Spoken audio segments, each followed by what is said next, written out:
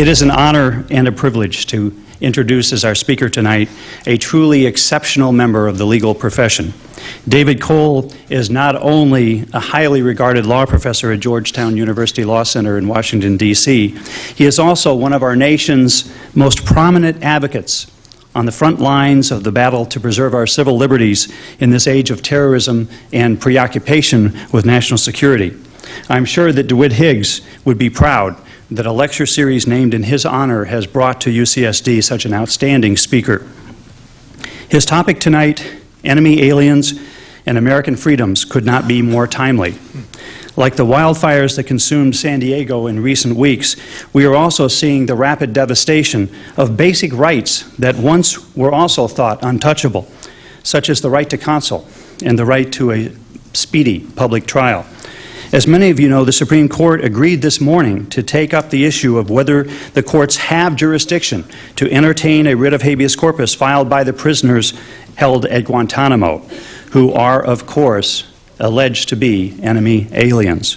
Certainly there is no one among us who can speak on this subject with greater experience or authority than Professor Cole. He is a graduate of Yale University and the Yale Law School.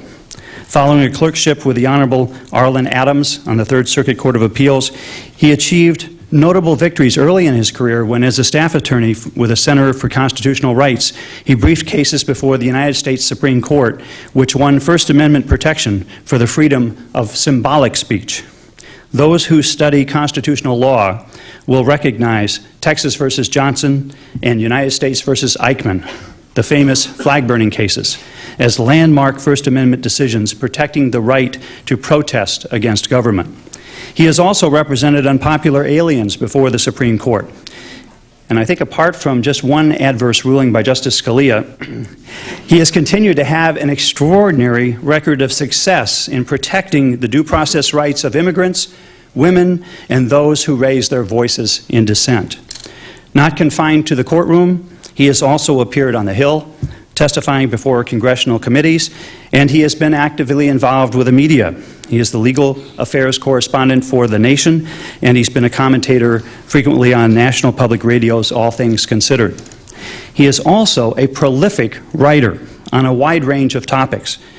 His first book, No Equal Justice, which dealt with race and class in our criminal justice system, was named Best Book on an Issue of National Policy by the American Political Science Association.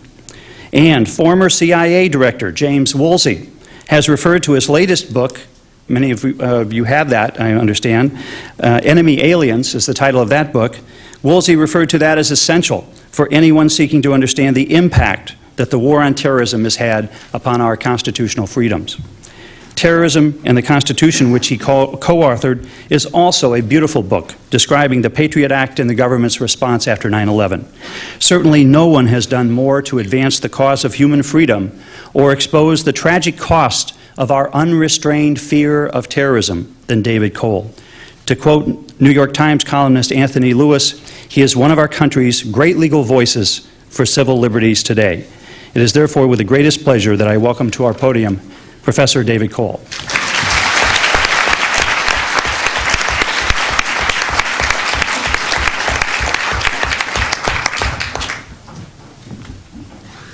Thank you. Thank you for that very too generous introduction, and I also want to thank Mr. Fredman and the Higgs family for making this lecture possible. When I was asked to speak for about 30 minutes on the subject of civil liberties and national security, I thought, well, I'm not sure I want to do that because I learned very early on in this period that when you talk about this subject, you should be brief. And the reason I learned that was a story that some of you may recall, but shortly after the horrific attacks of September 11th, a college in Sacramento, California was having a mid-year graduation ceremony, and they invited an editor of a local newspaper to give the commencement address, and she decided to take as her subject civil liberties and national security in the wake of September 11th. And it made national news because she was booed and hissed off the stage. The New York Times wrote about it, and being the paragon of objective journalism, the New York Times went out and interviewed the students who had booed and hissed her off the stage, and they talked to one of the students, and he explained that she was booed and hissed off the stage not for the content of her remarks, but because she went on too long. So then the New York Times, being at least at that time the paragon of investigative journalism, went out and got the videotape of the lecture and found and timed it and found that she spoke for 8 minutes and that the booing and hissing started at 4. So I try to. When I talk about this, I try to talk quickly and briefly. But they've given me a little more time, and I'm sure you're a very well-behaved audience. And indeed, if you boo and hiss me off the stage, we will get national publicity for it. So that wouldn't be so bad. So let me start not by talking about September 11th, but by talking about a different period of time. Of fear, a different period of fear in our history, and that is 1919. 1919 was a period of mass unemployment in the United States. World War I had ended. The troops had come back. There were not jobs available for them. In that year alone, there were 1,600 strikes across the country involving 4 million workers. Many of them turned violent. The communists had recently come to power in the Soviet Union and in several Eastern Bloc countries, and were threatening in several Western Bloc countries. And all of this came to a head in the United States in the summer of 1919 with a series of terrorist bombings. First, mail bombs delivered to people like Supreme Court Justice Oliver Wendell Holmes, to the Attorney General of the United States, to several senators, mayors, and the like. Those were followed 1 month later by a bomber who blew himself up and blew off the front of the private home of Attorney General A. Mitchell Palmer in Washington, D.C. And the government's response to that series of terrorist attacks in the United States, I think, is illustrative for the government's response since September 11th. Because what the government did was not to go out and capture those who were responsible for this series of bombings, but instead to use immigration law to target thousands and sweep up in dragnet raids thousands of foreign nationals across the country in coordinated raids. They were held incommunicado. They were denied access to lawyers. They were interrogated until they confessed, and then they were ordered deported, not for being bombers, not for being involved in any kind of conspiracy to engage in terrorism, but on technical immigration violations and guilt by association, affiliation with the Communist Party or one or another faction thereof. Writing about that period after the fact, Louis Post, who was the acting Secretary of Labor and was a real hero of this period, I write about him in my book, he stepped in and personally intervened to overturn more than 1,500 of the deportation orders, and was threatened with impeachment for having done so. But writing about that after the fact, Louis Post wrote that the delirium caused by the bombings turned in the direction of a deportation crusade with all the spontaneity of water seeking out the course of least resistance. With all the spontaneity of water seeking out the course of least resistance. I think that today, too, we have sought out the course of least resistance. There's been a lot of talk, and I think it's very reasonable talk, about the need, in the wake of the horrific attacks of September 11th, the need to rethink the balance between liberty and security. If we're that much more insecure maybe it makes sense to give up some measure of our liberty if, in fact, it can purchase greater security. There's no absolute right answer to how you balance liberty and security, so this is, I think, a reasonable set of questions to ask. But for the most part, I'm going to argue this evening, for the most part, the government has not asked the majority of us to make the hard choice. Which of your liberties are you willing to sacrifice in the name of a promise of greater security? Instead, what it has said is, we have a better deal. We'll sacrifice their liberties for your security. They being foreign nationals, and especially Arab and Muslim foreign nationals. And that's an easy way for a politician to strike the balance because, of course, foreign nationals don't vote. Foreign nationals are voiceless. And foreign nationals, especially Arab and Muslim foreign nationals, are demonized as the them in the us-them dichotomy that always arises when there is a crisis of national security.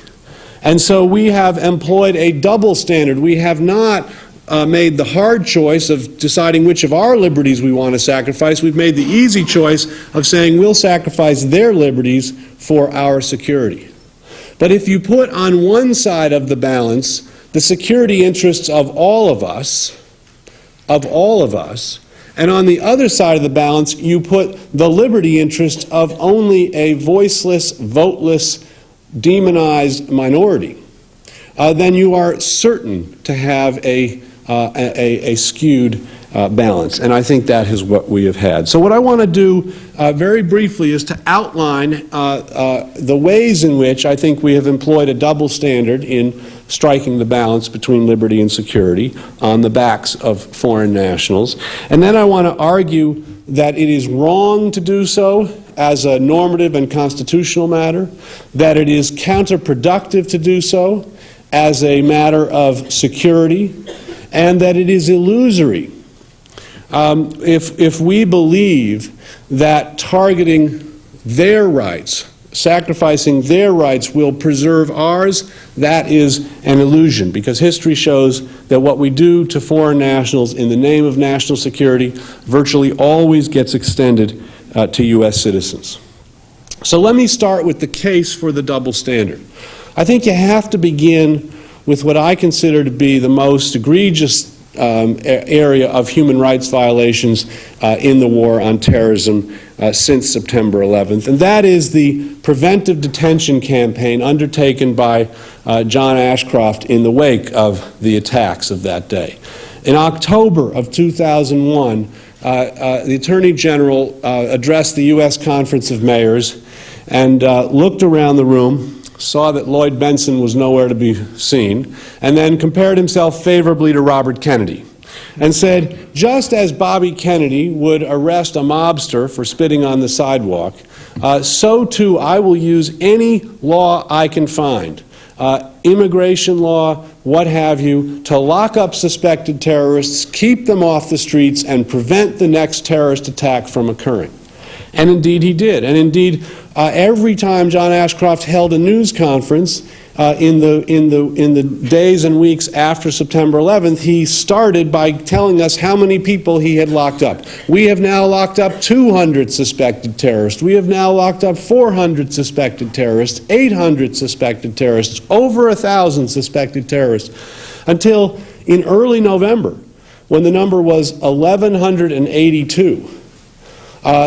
People started asking questions, and the questions were, well, you've locked up these 1,182 suspected terrorists, but how many of them have actually been charged with any crime related to terrorism? And the answer was none. Not a single person. How many of them have been charged with 9/11? And the answer was none. Not a single person. The only person charged with 9/11 to this day is Zacharias Moussaoui, and he was picked up, the so-called 20th hijacker, and he was picked up before 9/11, and therefore before this preventive detention campaign began. And so in November, early November, the government suddenly announced that it was too difficult to count how many people we had locked up, and so it stopped telling us how many people it had locked up. But But by putting together various figures that the government has given out in congressional testimony and the like, we now know that they have locked up over 5,000 foreign nationals in anti-terrorism initiatives, preventive detention initiatives, since September 11th. Over 5,000. Now, of those 5,000, 2 years after September 11th, how many have been charged with 9/11? 0. How many have been charged with Al-Qaeda, being a member of Al-Qaeda? 0. How many have been charged with any crime related to terrorism? 3. And of those 3, 2 were acquitted of the terrorism charges. So you've got one conviction for conspiracy to provide material support to some unspecified terrorist act in the unspecified future for 5,000 people locked up. And most of the rest of those 5,000 not only were not charged with anything related to terrorism, but were affirmatively cleared by the FBI of having any connection to terrorism. Yet many of these people were locked up initially without charges. Think of that. You are picked up in the United States, thrown into jail by federal authorities, and you ask, why am I here? And you're not told, because there are no charges. They were locked up in secret. The detentions were secret. So your wife, seeing that you don't come home that night, calls the local police, calls the INS, calls the FBI. Have you seen my husband? Do you have any record of my husband? The answer is no, even though he's sitting in the jail right behind the officer answering the phone, because the policy was these detentions were secret. They are secret to this day, notwithstanding the fact that virtually all of these people have been determined to have had nothing to do with terrorism. The Inspector General of the Justice Department found that people were arrested on the basis of no more than an anonymous tip that there were too many Muslim men working at a convenience store in New York. So they went down and arrested the Muslim men working in the convenience. No evidence that they were connected to terrorism, no evidence that they were Al-Qaeda, but they were Muslim. Then the government would look for something to charge them with, and in many, many instances it was an immigration charge. And all those who were picked up in this initial roundup and charged with immigration violations were tried in secret. Their immigration hearings were entirely closed to the public, closed to the media, closed to legal observers, closed to the family. So again, a woman can be seeing her husband, the father of her children, potentially deported from this country, and she can't even attend the hearing that will decide his fate. And in not one of these hundreds and hundreds of secret hearings was any classified information involved. In not one. And yet all of them were closed by a blanket order from Attorney General Ashcroft. Now, some of these people did violate the immigration law. Many of them violated the immigration law, and some of them admitted to having violated the immigration law. People would get picked up, they'd get charged with overstaying their visa, and they'd say, okay, I overstayed my visa. I'll leave. Now, ordinarily, when an immigrant who's charged with overstaying his visa or violating some other immigration provision says he will leave, that's the end of the case, because the purpose of an immigration proceeding is to deport people who are unlawfully here, and the only purpose. So when someone says they will leave, that's the end of the matter, and there's just a technicality as to whether you give them voluntary departure or you give them a deportation order, but if they're going to leave, our work is done. But if you're using immigration law not for the legitimate purpose of deporting people who are unlawfully here, but for the illegitimate purpose of locking up people as to whom we lack evidence of probable cause of crime, it's a problem if they say they want to leave. Because we don't want them to leave, we want them to be locked up. And so the government resolved that problem by adopting the hold until cleared policy, under which when a foreign national said he was willing to leave and the judge ruled that he could leave, the FBI and the INS wouldn't let him leave. They kept him in detention until the FBI had cleared him. That is, until the FBI had satisfied itself that he was innocent. And only at that point would he leave. So I represent a number of people who were held in New York and New Jersey detention facilities for 4, 5, 6 months after the judge had said they could leave, Their immigration case was resolved, and the only thing was holding them was that we wanted to continue to investigate them and keep them locked up while they were investigated.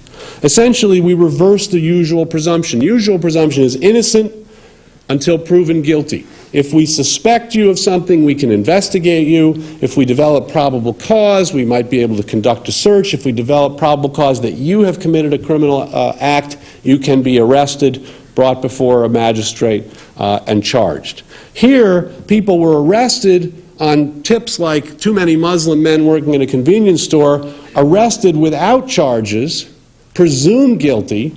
Then we'd search around for something to charge them with, and then we'd keep them locked up even if those charges were resolved until we had determined to our satisfaction that they were innocent. Virtually everybody was determined to be innocent of any connection to terrorism by the FBI and therefore ultimately released or deported, but not before spending months and months in detention. Now, this is a double standard in two respects. One, we couldn't do this to U.S. citizens, or at least one would think we couldn't do it to U.S. citizens, because U.S. citizens have a right to a public trial. They can't be tried in secret. U.S. citizens have a right not to be arrested absent probable cause that they've committed a criminal offense. They have a right to go before a judge within 48 hours of their arrest, and the government has to make a probable cause showing at that time. They have a right to bail unless they are shown to be dangerous or a risk of flight, even if they are facing criminal charges. So legally, the government was able to get away with this to the extent it was because it exploited immigration law and the status of the individuals as foreign nationals. Politically, it was able to get away with it because they were foreign nationals. If John Ashcroft had gone out after September 11th and locked up 5,000 U.S. citizens, and at the end of the day couldn't come up with a single al-Qaeda person, a single 9/11 person, and only one person convicted of any crime related to terrorism, he'd be out of a job. There would be people marching in the streets. But because these were foreign nationals, we stood silently by. And these are the lucky ones. These are the lucky ones, the ones who happen to be detained in the United States.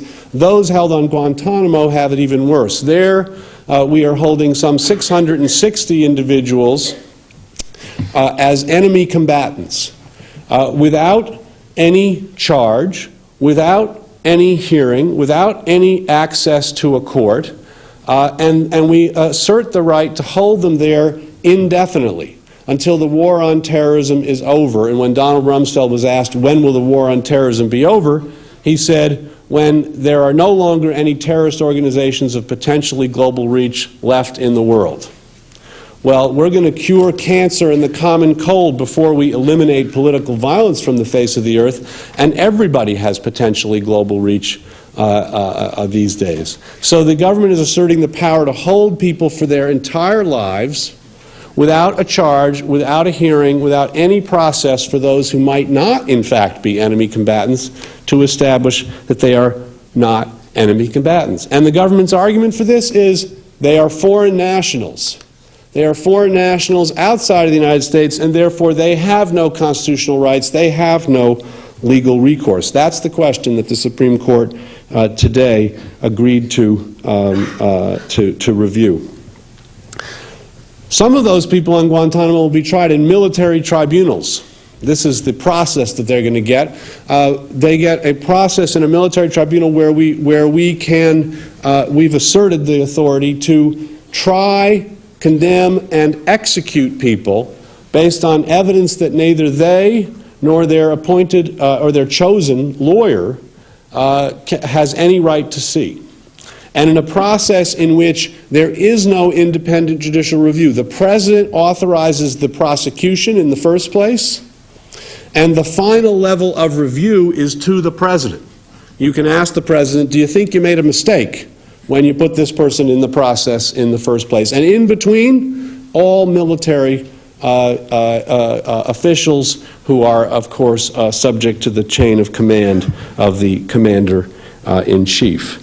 That process applies to non-citizens accused of terrorist crimes, to non-citizens accused of crimes. There's no reason for it to be limited, no legal reason for it to be limited to non-citizens. The Supreme Court has upheld the use of military tribunals against citizens as well as non-citizens as recently as World War II.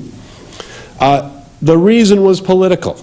And Dick Cheney told us the reason when, on the day the order was announced, he argued on television, when a foreigner comes and attacks us, he doesn't deserve the same rights and guarantees that an American citizen does. The message being, your rights are not being sacrificed, it's their rights that are being sacrificed. Ethnic profiling. I think we've seen since 9/11 the most extensive campaign of ethnic profiling that this country has ever engaged in since World War II with the treatment of the Japanese. And no, we have not interned 110,000 people simply because of their race, as we did during World War II.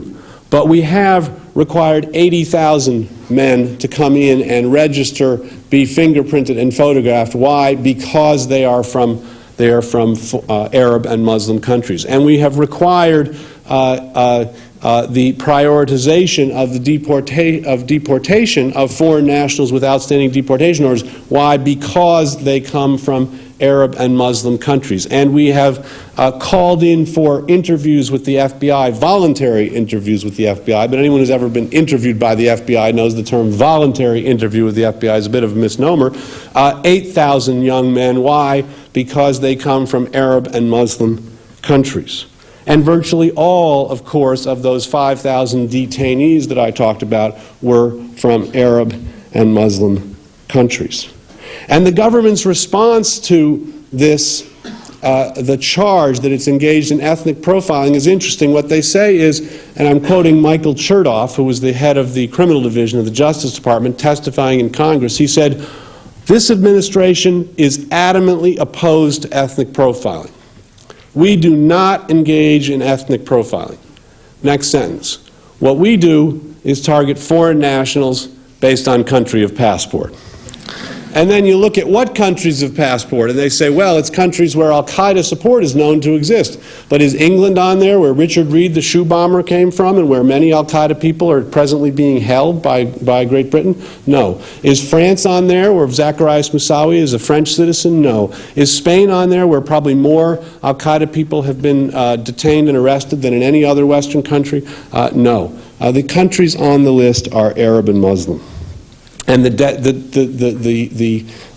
defense is they are foreign nationals, and therefore this is not ethnic profiling. The worst provisions of the Patriot Act are those targeted at foreign nationals. They give the government the power to deport foreign nationals for their associations, to exclude foreign nationals for their speech, and to detain foreign nationals on the Attorney General's say-so without any showing that they're actually dangerous and without any charges. But those aren't the provisions we hear about. The provisions we hear about in the Patriot Act are the ones that might affect us. And here's the other side of this double standard. When the government has asked us to sacrifice our rights, our liberties, our privacy in the name of the war on terrorism, we've been a lot more vocal than when it asks them to do so. So, national ID cards on the table since September 12th, 2001, killed by Congress in the Homeland Security Act, because we'd all have to carry one. Operation TIPS, a program where the Justice Department was going to go out and recruit 11 million citizens to spy on the rest of us and then report any suspicious activity to the FBI. Killed by Congress in the Homeland Security Act. We didn't want to be spied on by our neighbors in that way. Total information awareness, this brainchild of the Pentagon, where they were going to create a computer program that would obtain all of the computer accessible data about all of us and put it all in one file searched by this computer engine and let John Poindexter look at it. And we didn't like that idea. You know, everything you do today generates a computer accessible trace. Every email you send, every web page that you search, every course that you register for, every book that you buy, including Enemy Aliens out there afterwards, every song that you download, all of that creates a computer accessible trace. And John Poindexter was going to look at all that for the Pentagon and look for terrorist traces. We didn't like that idea. our privacy would be infringed, and so it was killed by Congress last week. And the provisions of the Patriot Act that have generated the most opposition, the libraries provision, for example, are the ones that could potentially affect us. So I want to conclude by suggesting that this double standard is wrong, counterproductive, and illusory. It's wrong. It's not wrong to think that Al-Qaeda consists of Arab and Muslim foreign nationals. That's not stereotype, that's fact. That's what our intelligence tells us, and there's no reason to doubt it. It's not wrong to believe that the people who flew the planes into the World Trade Center and the Pentagon were Arab and Muslim foreign nationals. What is wrong is to deny to foreign nationals, whoever they may be, basic human rights. Rights like the right of association, the right of speech, the right to due process, the right not to be locked up arbitrarily, the right to a public trial. These are rights in the Constitution that are not limited to citizens. Other rights, like the right to vote, are in the Constitution limited to citizens, but that very distinction, the fact that when the framers wrote the Bill of Rights and talked about rights as extending to, not to citizens, but to persons or to the accused or to people, that distinction makes a difference. These were understood to be God-given rights at the time, and God didn't give them to people with American passports. God gave them to all human beings. Today, under international human rights law, these are understood, international human rights law based, by the way, on our Bill of Rights. These are understood to be rights inherent in human dignity, not turning on what passport you have or what country you come from, but turning on the fact that you are a human being. So it's wrong. It's counterproductive, even if you don't care about principle and all you care about is safety. It's counterproductive because we have created a situation in the last 2 years that I think is extremely dangerous. On 9/11, there was a group out there that hated us, and hated us so much that they were willing to fly planes into buildings and kill thousands of us. On 9/12, we had the world's sympathy. Today, 2 years after September 11th, there is a higher level of anti-American resentment and hatred around the world than ever before in the history of this country. And we have created that by the way we have responded in the war on terrorism. No doubt in large part because of the unilateral foreign policy we've adopted, where we say in the international field we don't have to play by the rules that everybody else has to play by because we have the biggest guns and we have the biggest bombs.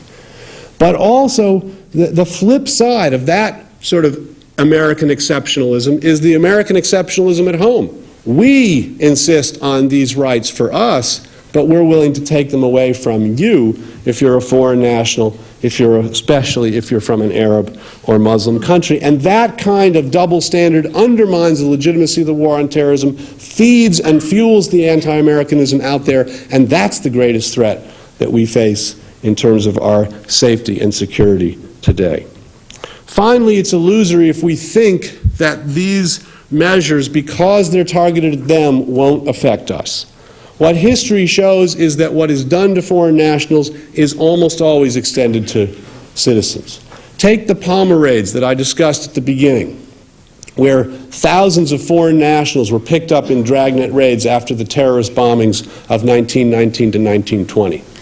The architect of the Palmer raids was not Attorney General Palmer, for whom history has given them their name. It was a young man just out of George Washington Law School whose first job in the Justice Department was regulating enemy aliens during World War I. His second job, when the war ended, was to head up the Alien Radical Division of the Justice Department. Notice, not the Radical Division of the Justice Department, the Alien Radical Division of the Justice Department. And he masterminded the Palmer raids. His name was J. Edgar Hoover. And I argue in my book, first jobs can be habit-forming. They certainly were for me. They were for J. Edgar Hoover. He went on to spend 50 years heading up the FBI and seeking to extend to the citizenry the tactics that he had employed against foreign nationals in his first jobs in the Justice Department.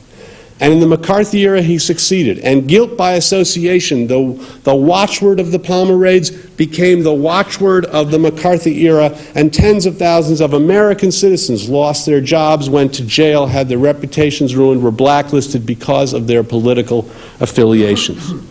The first federal laws penalizing subversive speech were targeted at foreigners in the Alien and Sedition Acts of 1798 and again in the 1903 immigration law, extended to U.S. citizens in the 1940 Smith Act, and formed another basis of the McCarthy era, where you could be prosecuted for saying things that were considered politically subversive.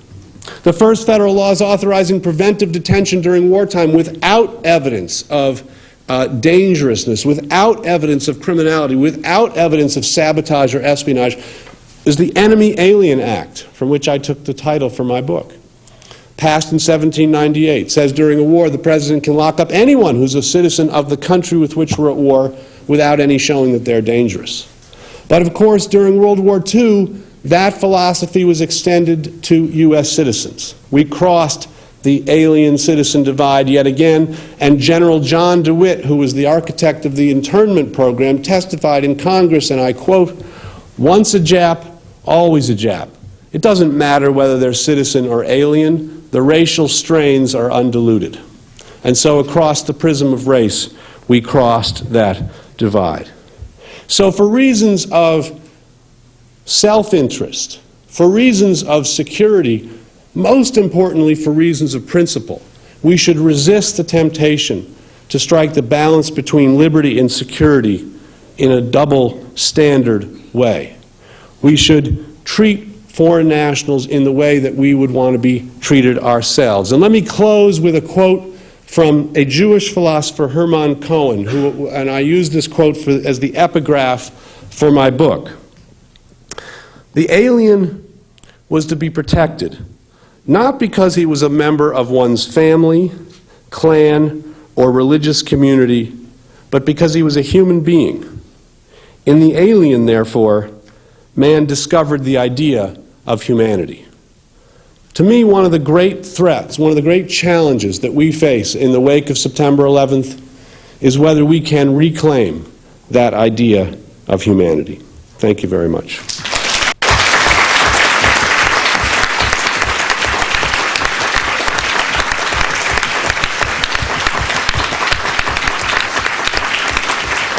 Thank you, Professor Cole. We have a little more than 10 minutes and 4 people to ask questions.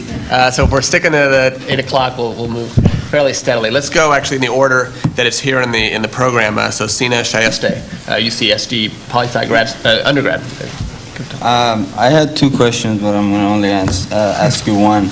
Mr. Cole, what kind of solution can you offer to reach a balance between threat of national security and civil liberty? Well, that's a small question, and I have about a minute and a half to answer that one, so that everyone else can get their questions in.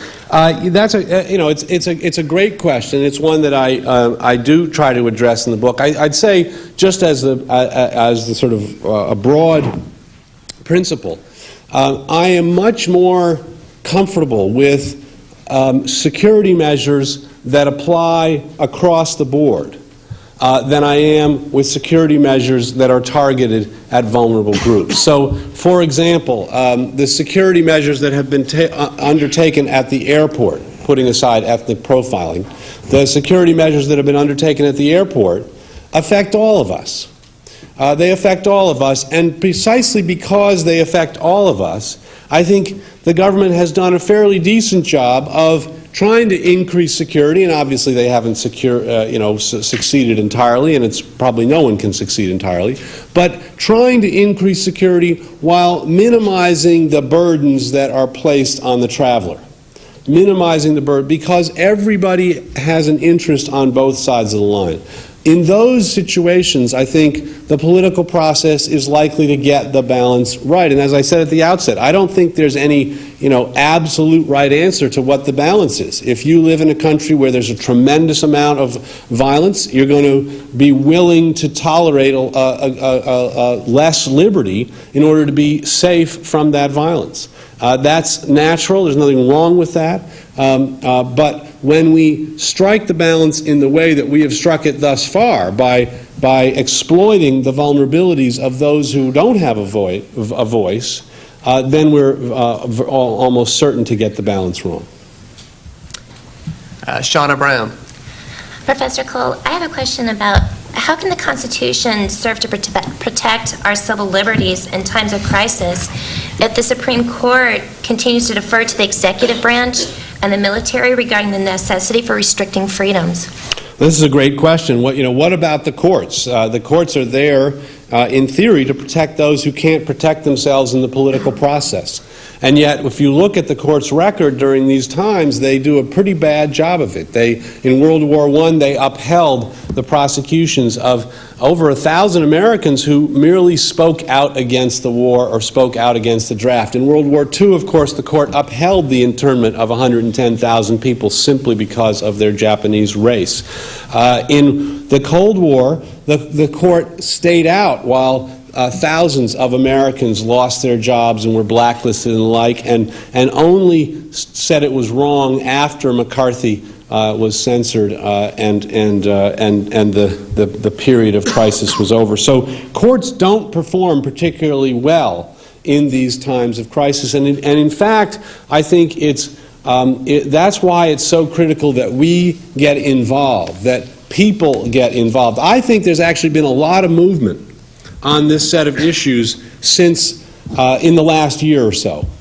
And why do I think that? I think that because when you see that every Democratic presidential candidate is out there condemning the Patriot Act and condemning John Ashcroft, that says something, including those candidates who voted for the Patriot Act when they were senators. They're all condemning it.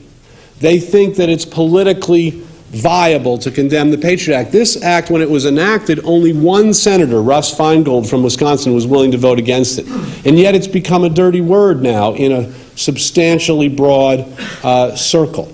The fact that John Ashcroft felt the need to go out and do this weird national publicity tour in which he didn't speak to the public, he only spoke to law enforcement officers, to defend the Patriot Act. You don't go out and spend time defending something that doesn't need a defense. They are defensive about it, and that's why they launched this national tour. And I don't think the national tour worked. Over 200 jurisdictions across the country have enacted ordinances condemning the civil liberties abuses of the Patriot Act. That sends a message, and that's through grassroots work of groups like the Bill of Rights Defense Committee, which has been introducing these ordinances around the country. Groups like the ACLU, the Center for Constitutional Rights, human rights groups like Amnesty International, Human Rights Watch. These groups have been speaking out and have been giving an opportunity for people to voice these concerns, and I think people are beginning to hear them. One last piece of data on this. 1 year after September 11th, NPR did a poll and asked Americans, do you feel like you've had to give up any important liberties in the war on terrorism?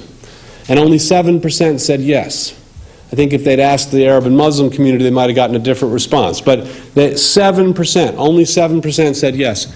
Last month, a year later, CBS News did a very similar poll and asked people whether they were concerned about their civil liberties being abused by this administration in the war on terrorism. 52% said yes. 52%. And that is not because courts have said what the administration has done is unconstitutional. Some courts have, some courts haven't. But it's because of this grassroots movement. It's because people have gotten involved. And I would urge those of you who are concerned by this, who think that this is wrong, to get involved with your student ACLU chapter, your student National Lawyers Guild chapter, your student Amnesty International chapter, because this is the way that we make our voices heard.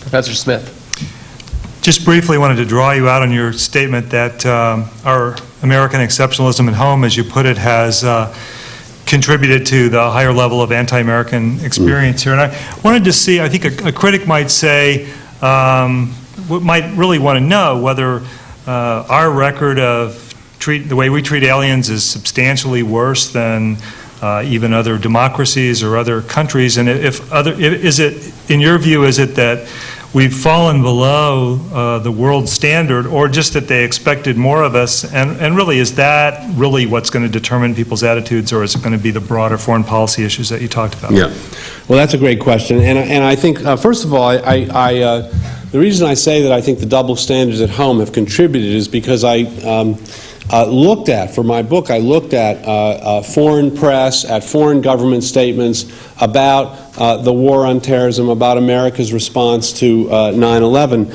and that is a central and recurrent theme in the criticism that government officials and major media outlets throughout the world have leveled at the United States. It is this double standard. And secondly, as to your question about whether we are worse than other nations in this regard, I don't think we're particularly worse than other nations in this regard, but of course we hold ourselves out as this paragon of human rights. That has been our image. And it's a good image. It's an important image. It's an image that it's why many people come to the United States. But precisely when you hold yourself out that way, when you are threatened and you respond by violating the most basic human rights and not violating them in any across-the-board equal way, but violating them with respect to the most vulnerable among you, you pay the price in terms of legitimacy and credibility. And I think that there is an extensive price to be paid there, not only in anti-Americanism and the kind of recruitment that fuels for terrorists, but also in the likelihood that we are going to get useful cooperation from Arab and Muslim communities here and foreign governments and foreign intelligence agencies abroad. If their communities see us as unfairly treating their citizens, they're going to be less eager to provide us with the kind of detailed information that we need if we're going to find the actual terrorists that are out there. And God knows we need that information. You know, if you have an idea where the terrorists are, you don't go out and lock up 5,000 people who turn out to have no connection to terrorism. That shows that we were shooting in the dark, and we're still shooting in the dark. And unless we get real cooperation, we'll continue to shoot in the dark. So we have one more question from Professor Doppel. Yeah, if I understand what you're saying, one of the most amazing aspects is, though this is presented to some degree as a question of balancing, sacrificing their liberty for our security, we're less secure, not more secure. Yeah. And it's a totally false sense of security. So it's an amazing thing that the American people are a large part of the American people who, after all, they're being told and they're buying that the reason we're in Iraq is because we care about the freedom of the Iraqi. So how have we gotten to a situation where we don't care about the freedom or liberty of foreign nationals? What I want to ask you specifically is what is the role of the media been? Why is it taking so long for this awareness and consciousness, which you laid out very straightforwardly, to come to the attention of parts of the American people? Why are we in this situation? I understand the political motivations of the Bush administration, because they felt this is what their motivation was political. They felt they wanted to respond, and this was the way they wanted to respond, because they couldn't basically find any terrorists. But why did the rest of us? Why did the American people, to the degree they did, either it was invisible, or they accepted it as legitimate, or what? People just didn't care. I think that has to be constructed. That's something that needs to be explained. Yeah.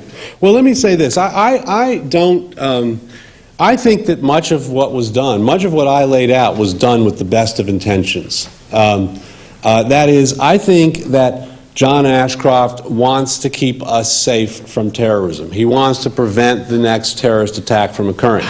The problem is that he has not, despite total information awareness, we haven't figured out how to predict the future. We don't have very good information, and so the government ends up resorting to these very blunderbuss kinds of methods, which I think you're absolutely right. Give us the illusion. I mean, the announcements that we've locked up 200 suspected terrorists, we've locked up 400 suspected terrorists, we've locked up 800. Those were designed to make us feel safe. When you learn later that none of these people were in fact terrorists, how does that make you feel? So there is a sense in which much of this was a kind of theater to try to make us feel safe, but I also think they thought that somehow this might in fact make us safer. And in terms of why why the American people allowed it to happen. To me, that's not a mystery. I mean, to me, and I don't think, again, I don't think the American people that there's a conspiracy here or anything. I think it's a matter of kind of human social behavior that if you can avoid a difficult question, you will avoid a difficult question. And one of the ways that societies avoid difficult questions, and there are many trade-offs that we have to make in all kinds of areas, one of the ways that we avoid the difficult trade-offs is by downloading the burdens on some vulnerable minority group.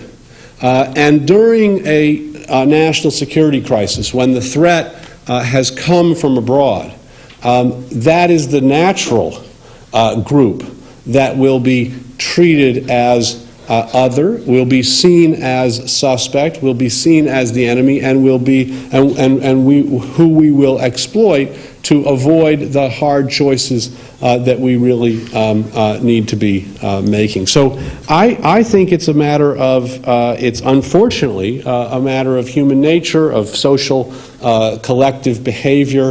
That doesn't mean it's to explain it or to understand it doesn't justify it.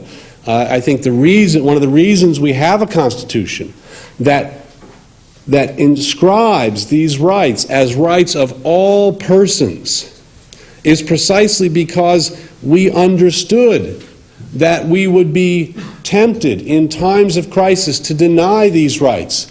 Not to the majority of us, because in a democratic system you don't really need to worry about the majority losing its rights, but to the minority, but to vulnerable groups. And so that's why these rights were inscribed in the Constitution. But it is always this tension. To inscribe them in the Constitution doesn't mean that the society is not going to nonetheless fall victim to that easy way out. And I think you asked also about the role of the media in this.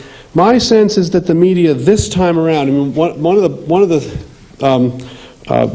big chunks of my book is trying to look at the history of how we've responded to prior crises and how this pattern of going after foreigners first and extending to citizens recurs and recurs and recurs. But in the course of doing that history, one of the things that I saw that was encouraging to me was that the media has been much better this time around than in prior times. Now, not the media, the media is a broad term, and I don't mean Fox News, but what I mean is Al Franken. No, what I mean is the print media, the New York Times, the Washington Post, 60 Minutes, the sort of mainstream press, which has shown, I think, compared to prior periods, greater interest in the civil liberties stories. But one of the problems the media faced was the secrecy, I think, unjustified secrecy with which the administration carried out so much of this, especially at the outset, made it difficult for the media to tell these stories. Because, I got tons of calls from media saying, we want to tell a story of a detainee. Well, who are they? Who are their lawyers? I don't know who they are. I don't know who their lawyers are because the government won't tell us. This is not a public fact. It's secret.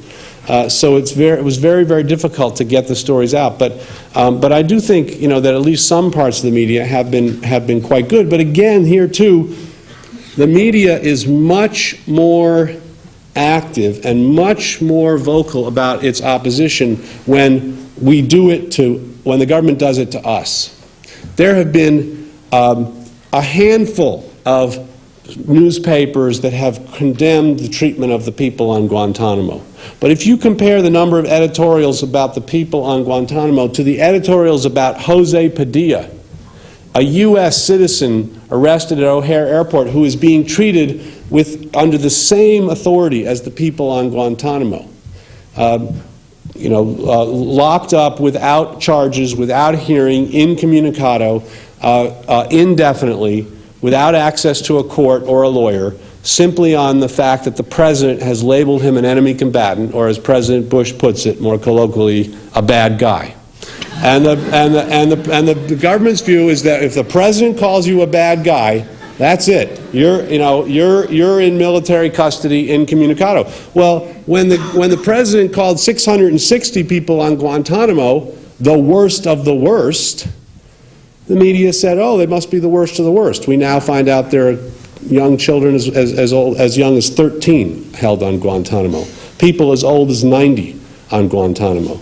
But when President Bush called Jose Padilla a bad guy and said we can lock him up forever based on that determination, that scientific determination of the president, the press went, virtually every newspaper has editorialized against the government's position in that case. So the media has employed the same double standard that we as a society have. Thank you very much.